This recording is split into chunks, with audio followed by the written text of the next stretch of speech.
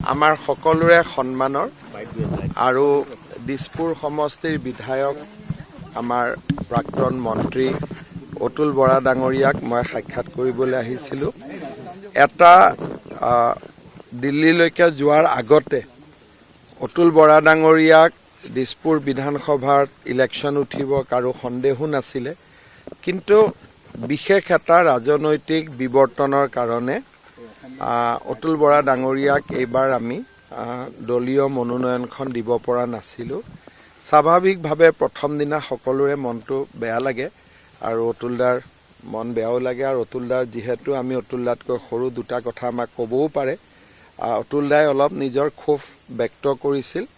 যোৱাকালি জয়ন্ত মল্ল বৰুৱা ডাঙৰীয়াই তেখেতক সাক্ষাৎ কৰিছিল। আমাৰ যিখিনি অসুবিধা হৈছিল তেখেতক আমি জনাইছিলোঁ। আজি ময়ো কথা বতৰা পাতিলোঁ।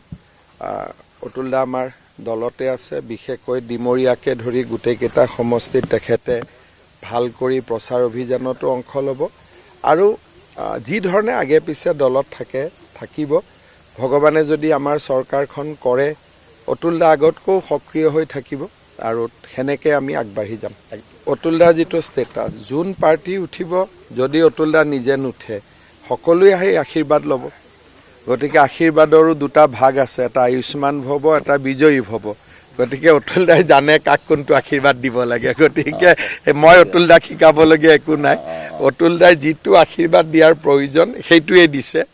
গতিকে মই আৰু সেই বিষয়ে একো কমেণ্ট নকৰোঁ। কিন্তু অতুলদা বিজেপিতে আছে, বিজেপিতে থাকিব, আমাৰ লগতে থাকিব।